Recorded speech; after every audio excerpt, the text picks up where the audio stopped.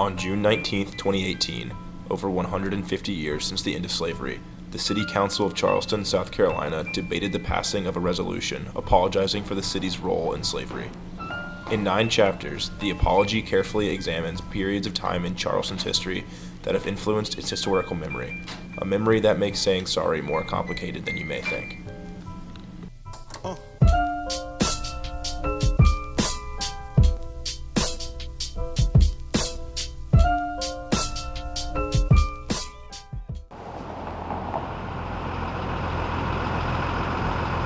The history of Charleston became intertwined with this history, this human history that got off track.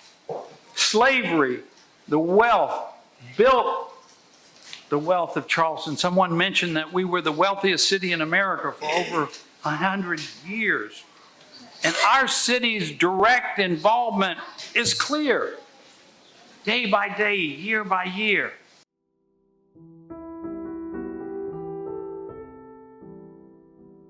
Most of the slave trade to North America in the 18th century is really centering on plantation zones. In the lower south, coming in Charleston, it's primarily because of rice. If you were producing rice for international markets, it had to be grown on a very large scale. And so plantation-based agriculture was really the heart and soul of rice production here. And it produced a tremendous demand for labor, and that labor is brought in from outside, and thus the really critically important role and high volume of the Atlantic slave trade here.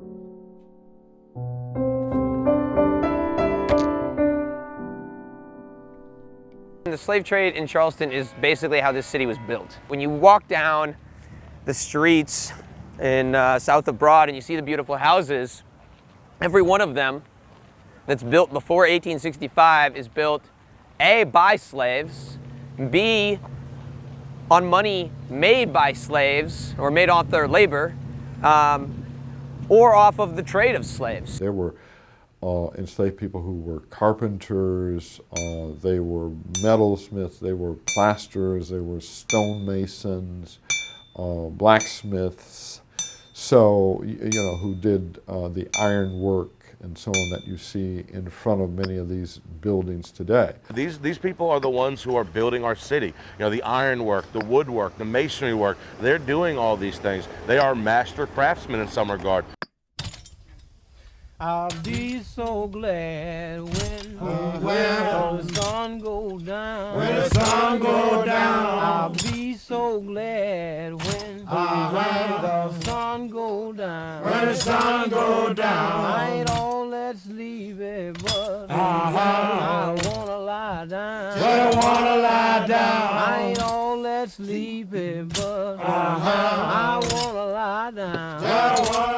They encountered a lone horseman on the road, a slave trader, trailing behind him a dozen black children chained together at their necks.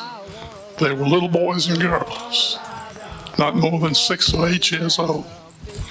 They were completely naked.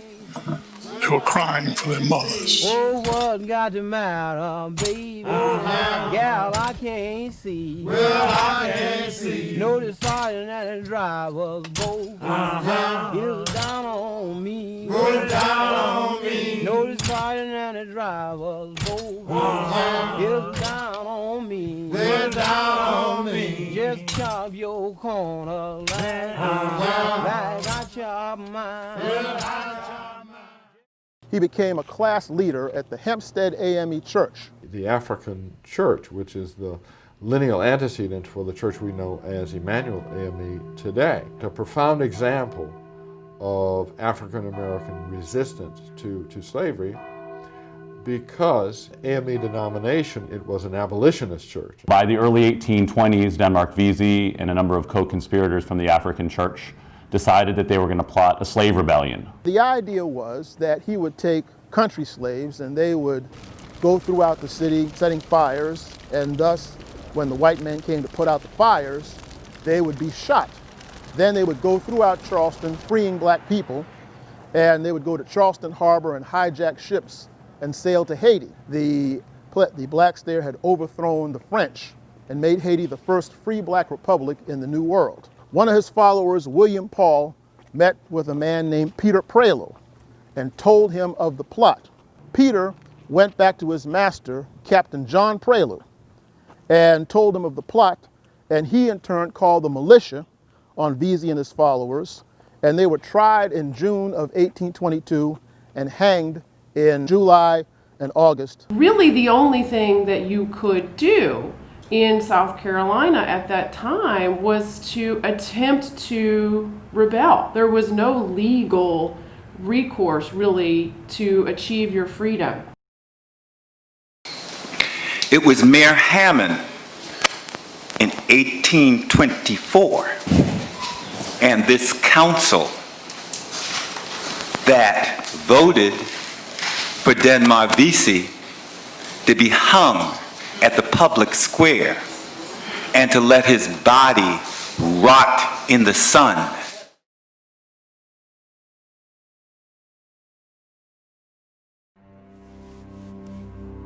Among the 35 slaves hung for their role in the alleged planning of the slave rebellion, 19 men were members of the Emmanuel AME Church in Charleston. As a reaction to Vesey's alleged plans for a slave rebellion, the AME Church was burned down by a group of white Charlestonians in 1822.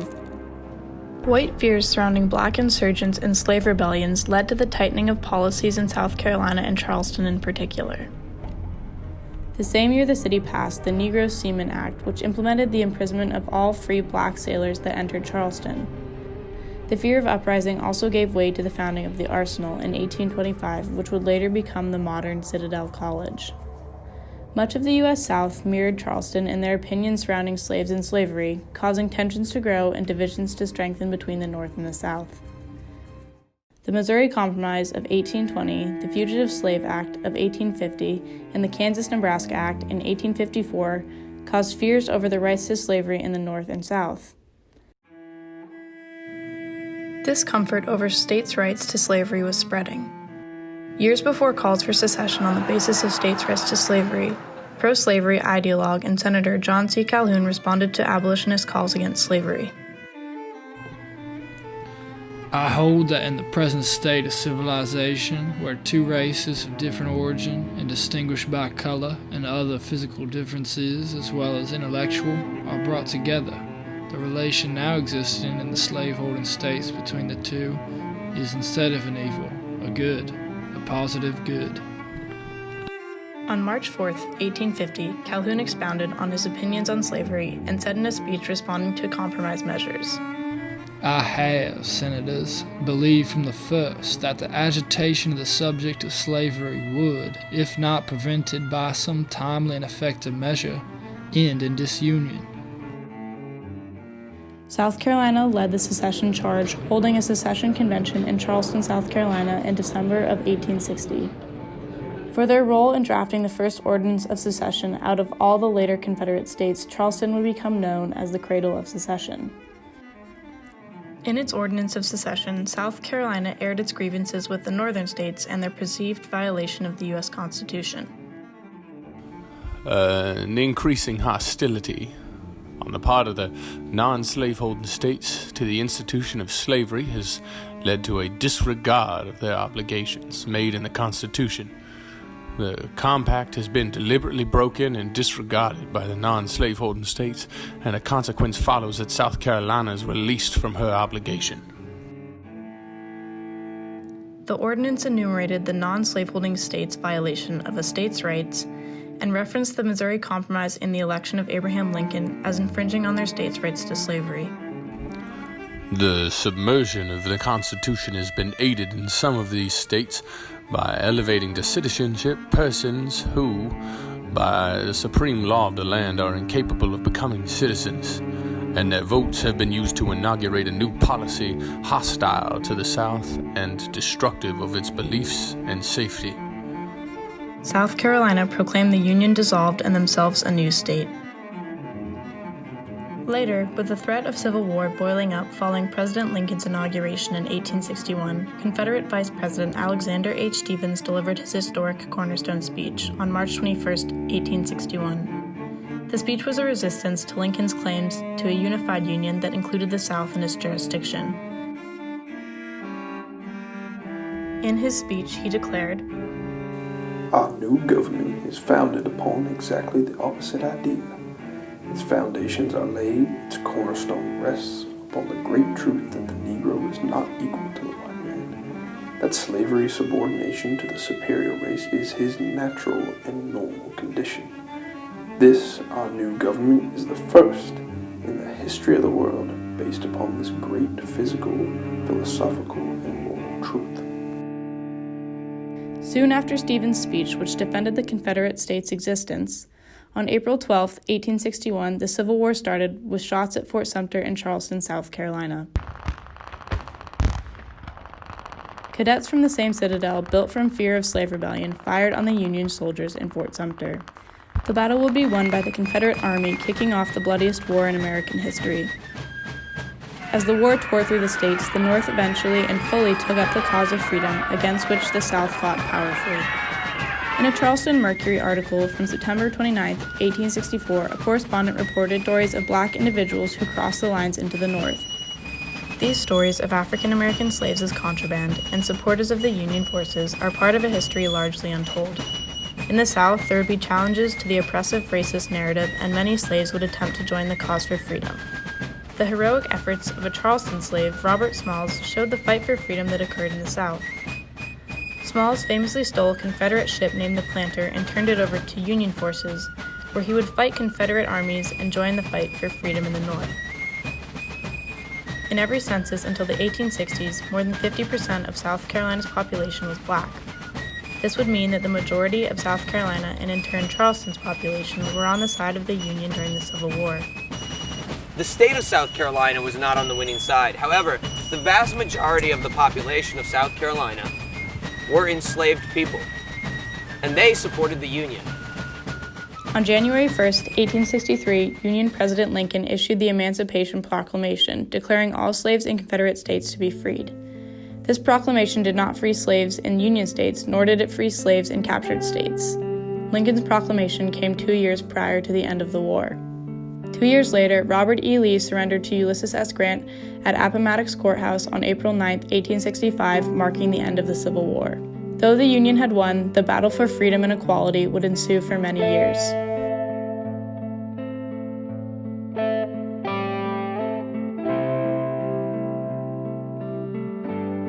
But Juneteenth serves more as a celebration, but it's also a reminder of the struggles that we have had here to end racism in these United States of America.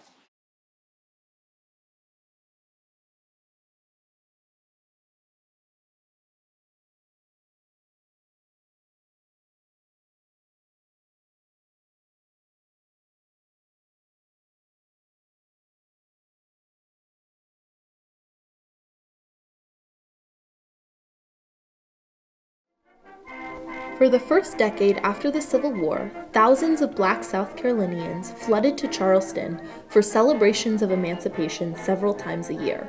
The festivities featured parades, speeches, song, and dance. Often they included symbolic representations such as a hearse carrying a coffin labeled slavery or a mock slave auction. It sort of recalled to them their own experiences losing their children, and particularly formerly enslaved mothers started crying out, "Give me back my children, give me back my children." They were celebrations of the end of slavery, but they also were meant to dramatically and publicly demonstrate the unvarnished memory of slavery, that it was a brutal, awful institution that separated children from their parents, and that should be remembered. Whites deemed these demonstrations of black freedom dangerous and began a campaign of violence in the late 1870s to bar black suffrage and seize political control. As a result, the ways that black Charlestonians preserved the memory of slavery moved from public to more private spaces. The festivals of freedom became more dangerous as black people were restricted from certain parts of the city. In 1887, the Daughters of the Confederacy erected a monument to John C. Calhoun. But John C. Calhoun, no friends to blacks. His motto, hole in the ground, keep the black man down.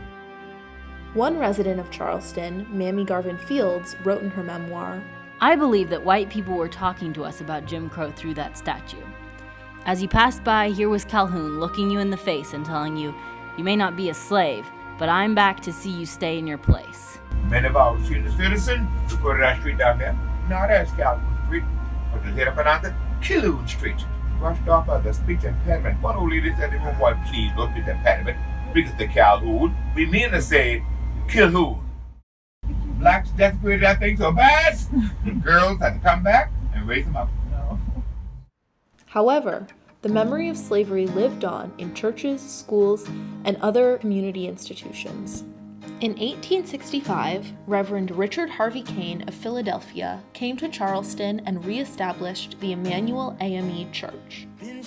The leaders of the congregation and the membership at large, they would have been formerly enslaved people. And so they routinely talked about their experiences. The minister certainly incorporated the experiences of enslaved people into the routine sermon. So the church was very vital in preserving these memories. Black teachers at schools like the Avery Institute or Burke High School were instrumental in passing on knowledge about slavery and white supremacy in Charleston. But until 1919, there was a law that only white teachers could work at public schools like Burke. You may not believe it now, but we had to fight to get black teachers to teach in our segregated black schools.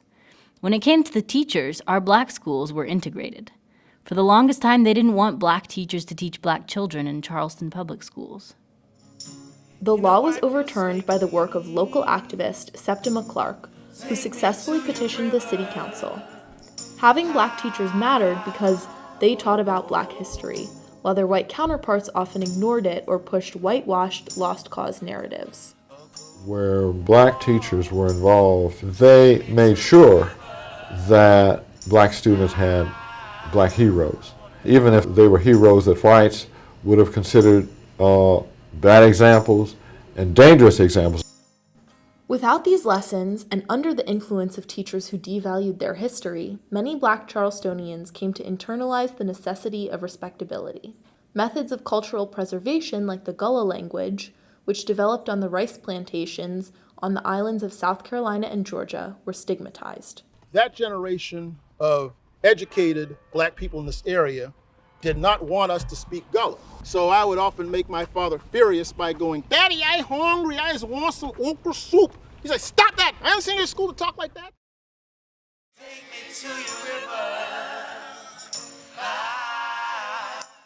Graduate of Burke High School. And I'm a fifth generation Gullah Geechee woman. I represent a community that was owned by freedmen and women. I'm not really that interested in the vestiges of slavery being forgotten about. As we move forward and accept this resolution and deal with racism, we must recognize the tenets of the lost cause ideology that still persists in Charleston today. It feeds the roots that hold old monuments of days long gone firmly in place, while keeping the doors of counter discussion, new and equitable displays tightly closed.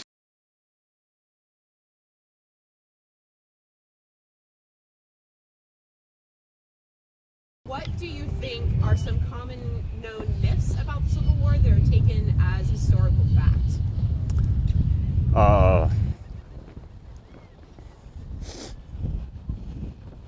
One, the war was about slavery. There's so many people that take a firm stand that the war was about slavery. And I can prove that fact that it was not. After the Civil War and the ratification of the Reconstruction Amendments to the U.S. Constitution, South Carolinians elected 124 men to the state legislature, 76 of whom were black. White supremacist Democrat political leaders stopped at nothing to redeem white political power over Reconstruction's Negro rule. So I think fundamentally the fear was that African Americans would use whatever measures and use whatever tools that were available to them during the period of Reconstruction to exact retribution for all of the abuses of slavery. They used every means, white men used every means to crush out Reconstruction and the vestiges of Reconstruction. And every means violence, intimidation, vote fraud, and legal manipulation. Black suffrage was unraveled through subsequent legislation, like the 1877 literacy requirement, and violence, such as the Hamburg Massacre, which resulted in the death of over 100 black South Carolinians. This enabled the election of Governor Wade Hampton and the reestablishment of white political supremacy. Ben Tillman, one of the red shirt terrorists who helped achieve Hampton's election, was later elected as governor in 1890. With him, he brought the 1895 Constitution, which effectively disenfranchised black populations through poll taxes, literacy tests, and a political understanding clause. With Tillman, South Carolina and Charleston were officially indoctrinated in a Jim Crow mindset. The people of South Carolina have been living under Negro rule for 8 years. There was a condition of complete breakdown of government. The people's money was being stolen. Our legislature was made up of a majority of Negroes. It was as dirty a band of robbers that ever disgraces state government. We set up the Democratic Party with one plank only, that this is a white man's country and white man must govern it. It was then that we shot them. It was then that we killed them. Once we decided to take the state away from them, we stopped at nothing. Ben Tillman to the United States Senate, 1906.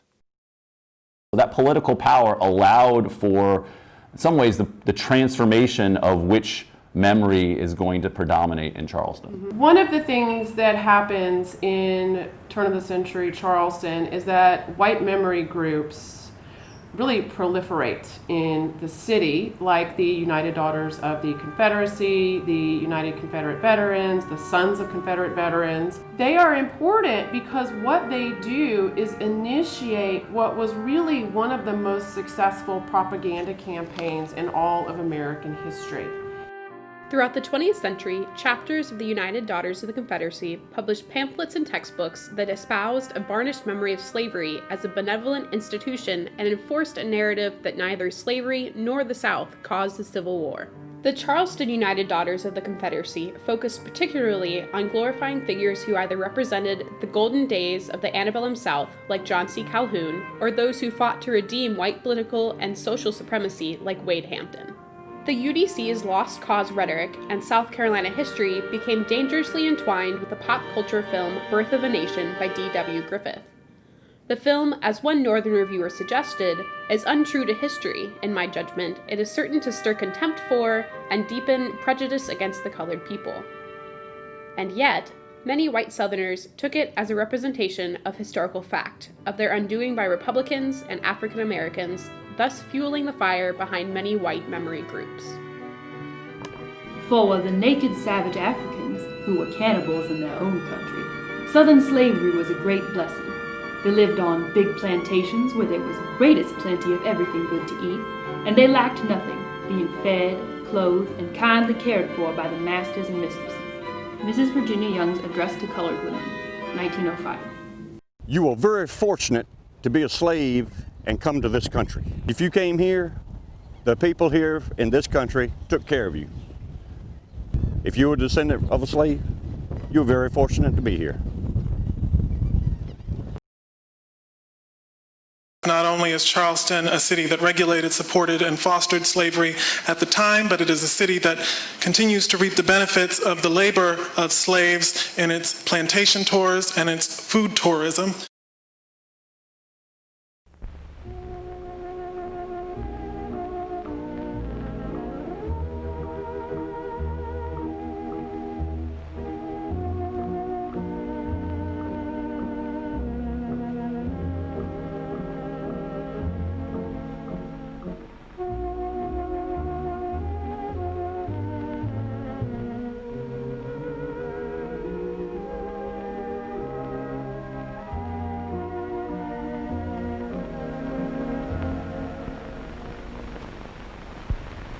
In old Charleston, where history has been piling up for 2.5 centuries, even the modern streets lead you straight into a proud and gracious past.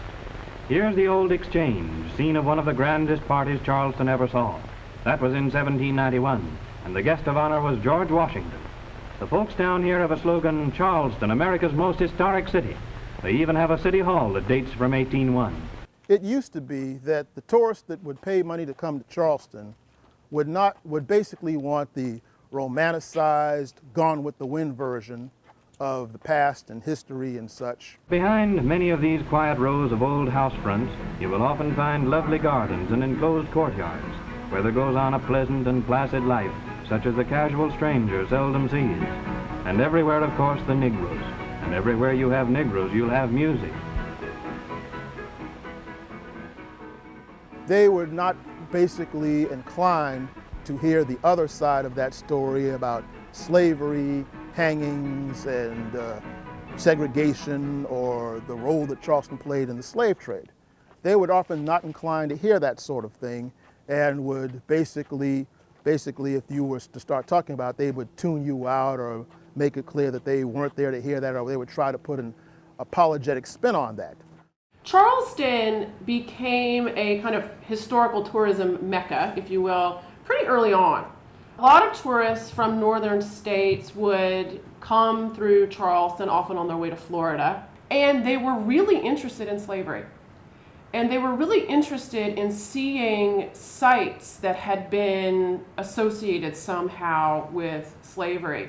And they asked questions that made white Charlestonians feel pretty uncomfortable.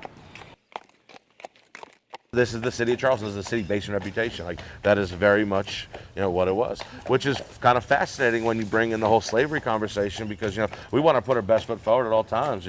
Sometimes that includes embellishment. I'm not saying the city of Charleston has denied its history. I'm not saying that at all. But I'm just saying it's a bit of a catch-22 when you kind of put forth this great front, but at the same time, you have a pretty dark history as well. So it's, but that's, it's the.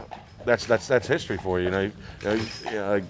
You find these inadequacies, these inaccuracies, these things that are almost hypocritical.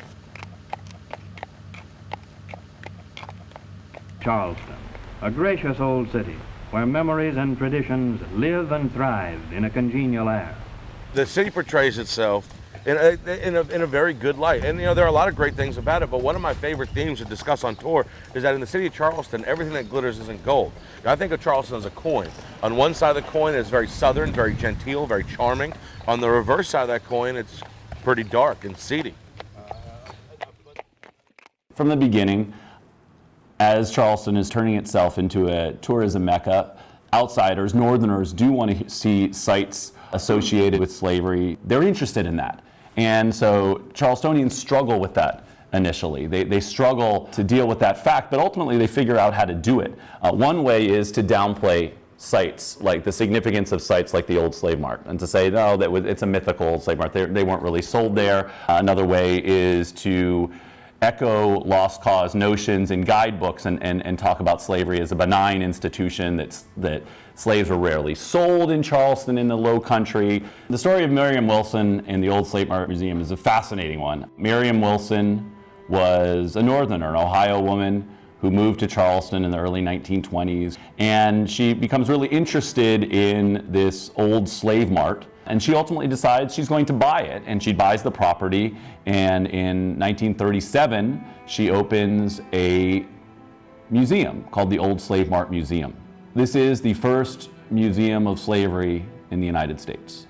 But in reality, she emphasized the lost cause, whitewash narrative that slavery was a benign institution. She suggested that Charlestonian slaveholders rarely sold their slaves, even though she was saying this in a slave auction site in a place where families were ripped apart from one another.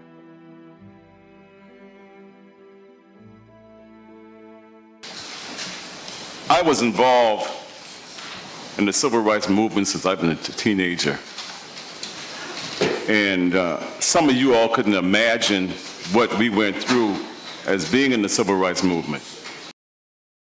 Charleston, of course, was was another one of these major centers of civil rights activism in the early 1960s, although the kind of violence that characterized a Birmingham and virtually every place in Mississippi just simply did not break out here. There was activism, but the kind of response that activism generated was such that desegregation occurred. South Carolina was like most of the nation, especially the South, but that Supreme Court decision really was ignored. It wasn't until 1963 that Charleston saw desegregation in its public schools. With the decision made in Millicent Brown et al., 11 black students integrated the all-white public schools in Charleston. The rest of the schools in South Carolina were desegregated in 1964, 10 years after the original Brown ruling. You call him a man. How many seas must the This Civil Rights Act is a challenge to all of us to eliminate the last vestiges of injustice in our beloved country. Charleston was also a site for some of the more mature demands of the civil rights movement in its later phases.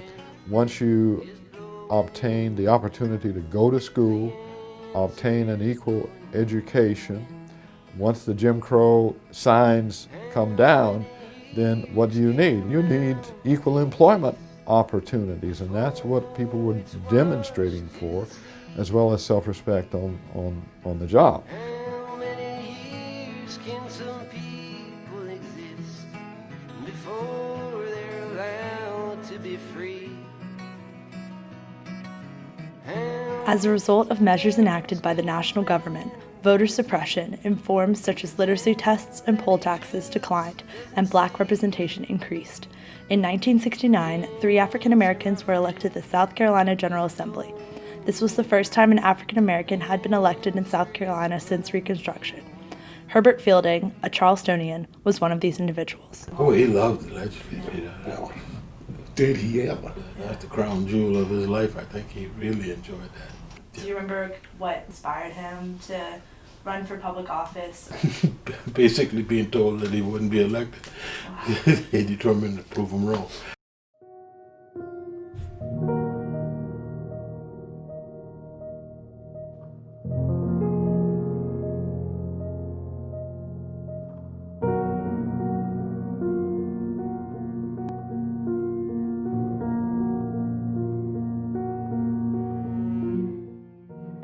One of the reasons that she was invested in this whitewashed memory of slavery is because she opposed the civil rights movement. And so she found the whitewashed memory of slavery to be useful for the contemporary moment. Because essentially what she was saying was, well, African Americans were happy how they were. It wasn't so awful. And trying to suggest, of course, that the same was true for that moment in the 1950s. Like the efforts of the United Daughters of the Confederacy, Mary Sims Oliphant published textbooks that propagated the lost cause ideology. These textbooks were used in South Carolina public schools even after the civil rights movement. Civil War centennial events popped up across the South. These centennials celebrated the whitewashed memory of the Confederacy. However, the centennial drew controversy in Charleston not over historical memory, but rather segregation. When Charleston hosted the 4th National Convention for the Centennial in 1961, Madeline Williams, a black member of the New Jersey delegation, was denied accommodation at the convention hotel.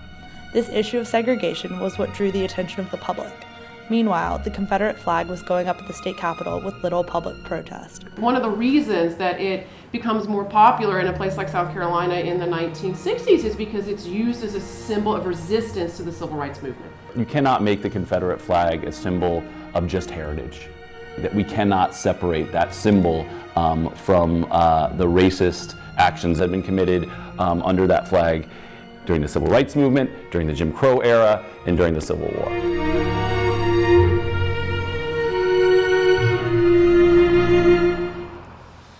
Good evening, my name is Lee Bennett.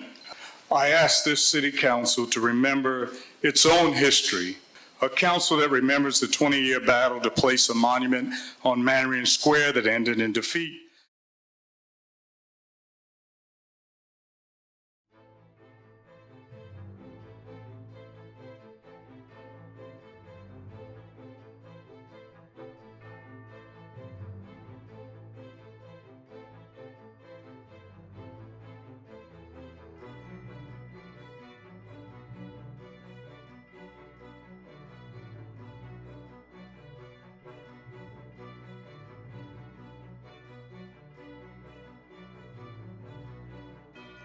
I led a march from Charleston to Columbia, 110 miles, to protest. Ultimately, the two sides agree that they are going to take the Confederate flag that's flying atop the state capitol, move it off the state capitol, but keep it on state capitol grounds and put it in the front of the state capitol complex. This is something that the NAACP did not think was acceptable. They did not like this compromise.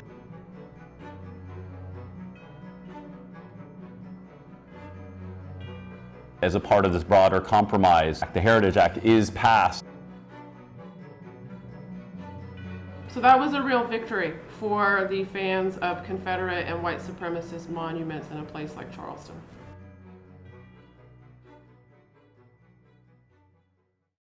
There's a long legacy of trying to memorialize Denmark Vesey, but the movement to create a monument in his honor doesn't get going in earnest until the late 1990s. As I looked around Charleston in the early 1990s, I recognized that for a city which had, for most of its history, a majority black population and for which African Americans had played a tremendous role, there was no representation in the landscape whatsoever. And I saw that as a great travesty. Even though these unvarnished memories of slavery were kept alive in churches and families and schools, it's not necessarily the case that every person heard about somebody like Denmark Vesey. Denmark Vesey was, of course, a person whose efforts had placed a tremendous mark on the subsequent development of the history of this city. And so I thought that it would be only right and proper that he be recognized by a monument in the landscape. But the location that the committee wanted was what's today called Marion Square.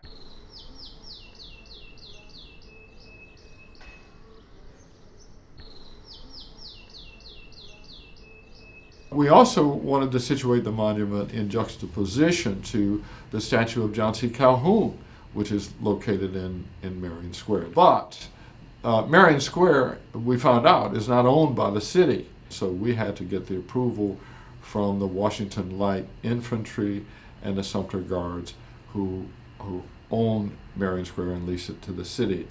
And they were opposed to the Denmark Vesey monument. They said Denmark Vesey was a would-be murderer. He should have worked through the system to try to achieve freedom, which of course there was no system to achieve freedom in 1822. And I'll never forget one fellow who said, a white fellow who said, if Denmark Vesey had accomplished his plans, I would not be here today, because my family would have been wiped out. Well, we don't know that that would have been the case at all. But the point that I'm making is that our contemporaries took this in a very personal way. So they placed effectively this militia group allowed for, and Charleston as a city has this fantastic memorial to the Holocaust, this awful tragedy, this scourge of racism that's not rooted fundamentally in their city, but we're not willing to put a monument that's sought to do the same thing. There's a curious sort of forgetting that's going on there, an unwillingness to own up to the dirt in their own closet. And you know, when we started working on the idea of even recognizing Denmark Vesey, that was extremely controversial, because he was a controversial figure in history, and we persisted. We were able to secure a spot in Hampton Park, which is another city park located in the upper part of the city of Charleston. It is in a public space, but it's pretty far from downtown. And so most tourists would not see it unless they went out to this other park. The statue was eventually put there in the year 2014. So it took a long time for the committee to overcome this opposition that was in the city. It creates an opportunity for real reflection and contemplation about what he did. Very brave and courageous act on his part.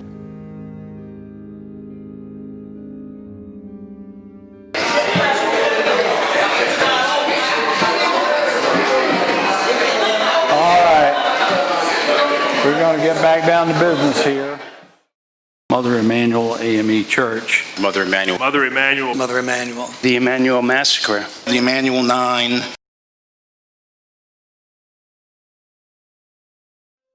Mother Emanuel AME Church. Emanuel AME. All units responding, 110 Calhoun State. Active shooter, multiple people down.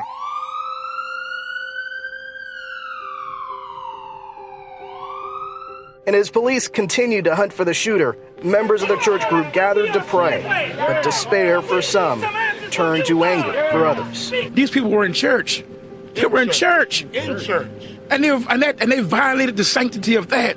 And this is just unacceptable. This is just unacceptable. You know, we've been praying for a long time. We've been on our knees for a long time. But no, it's time to stand up. It was pretty horrifying. That evening, I got a call from a lady friend right after I left classes in regard to what happened. She's told me that Reverend Pinckney had been assassinated. Well, I knew a number of them very well as far as the victims go. I spoke about on April the 4th, 2015, was the last time I was at Mother Emanuel prior to the shooting. And Reverend Pinckney came out, commented, "Brother Fordham, are people still asking you if we're related? Because we strongly resemble each other." And we had a good laugh off of that. Overall, it was a pleasant day, and it's just a sad irony that that pleasant memory was shattered by what happened exactly 2 months later. The night when I was called to the scene, to the church, I wrestled with how to refer to it, and I called it an unspeakable act. So that's what it was, and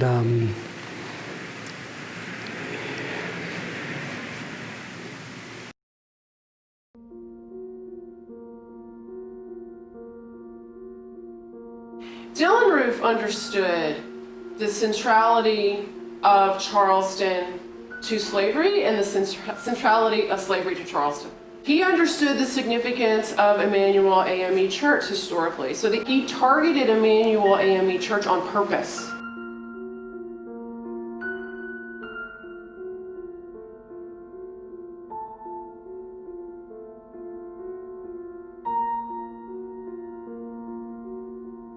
In many respects, his sense of the past was, of course, quite problematic and actually is really emblematic of this whitewashed memory of slavery that we've been talking about. Dylan Roof believed that slavery was a good institution.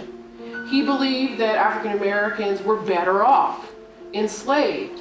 And so what he wanted to do, as he said, was to essentially, start a race war. He'd like to return to a time when African Americans were not equal. And so he was using his memory of the past to try to justify what he was doing today. In Charleston, he went to one right outside the city called Boone Hall, and there are some slave mannequins in some of the slave quarters. And he took pictures with these slave mannequins, and he told someone later that he thought that it was funny if people assumed that they were his slaves. The Confederate battle flag, years and years ago, was appropriated as a symbol of hate.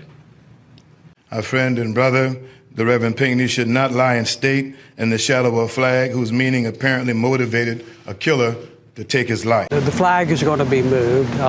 It's unfortunate that such a horrific, tragic event is the reason, but it's going to go.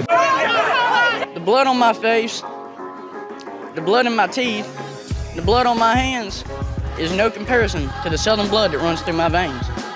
Racism has no part in that flag.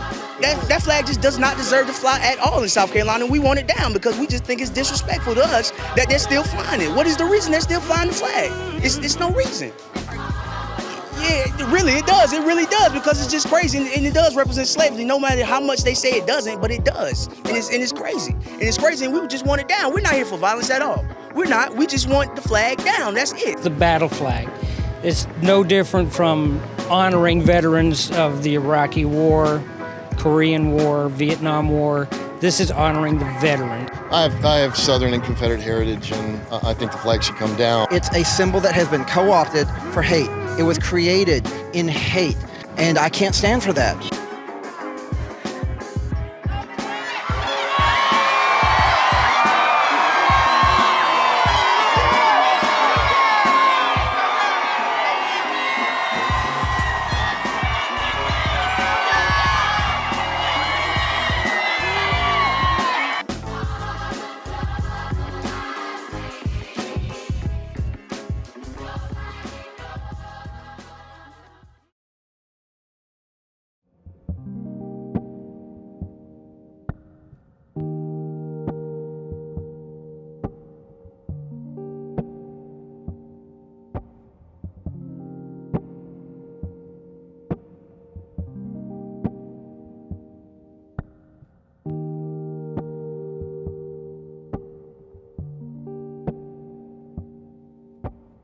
With everything that's happening nowadays with Mother Emanuel and the police shootings and the Trump administration and all of that, people do not understand the context in which these things happened. It wasn't in a vacuum. And this was a way to help educate the public on how the past and present ties together.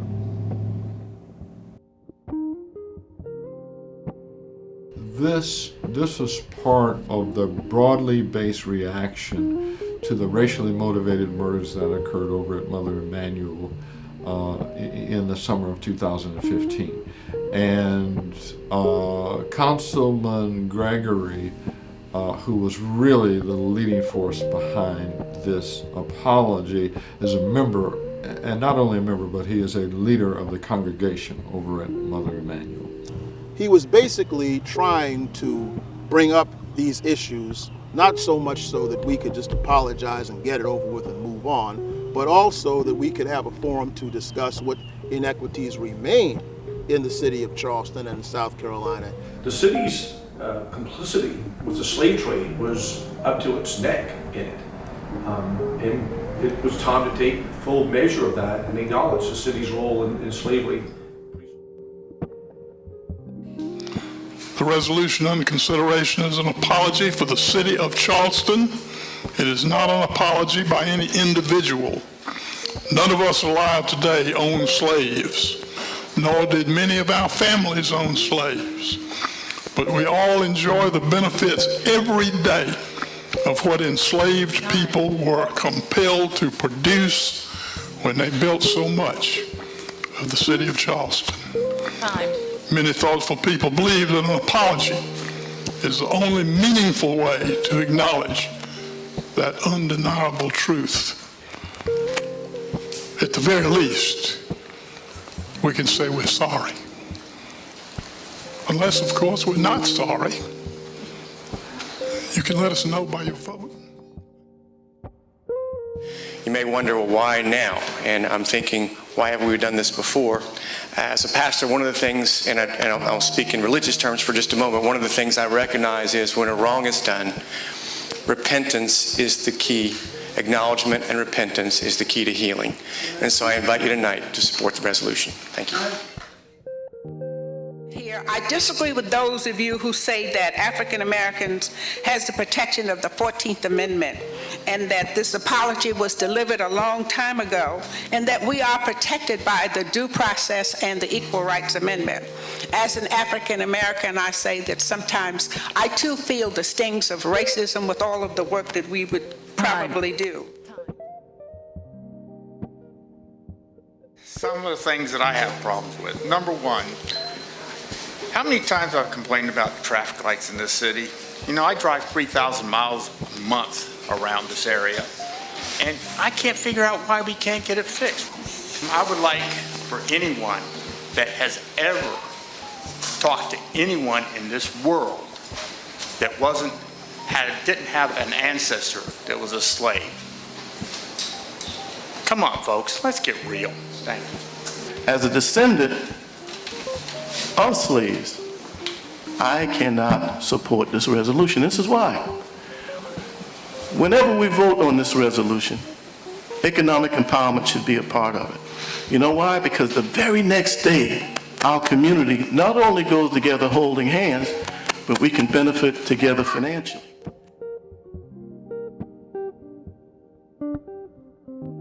Slavery is wrong. I mean, this is downright wrong. There's no question about it. And it's in the aftermath of slavery, we still feel the effects of that.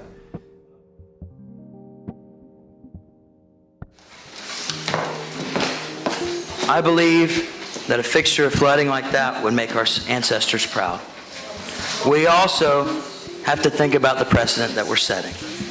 Apologizing for something that was wrong at that time, but legal. So the purpose of this document was not to do some of the things that were just alluded to.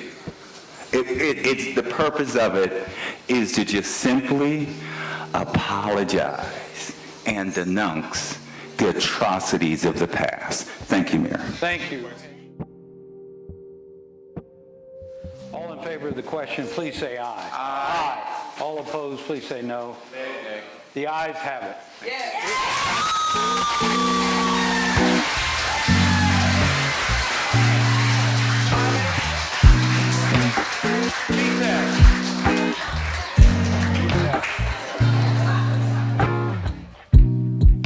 I kind of like the idea. I realize, though, that it is a gesture.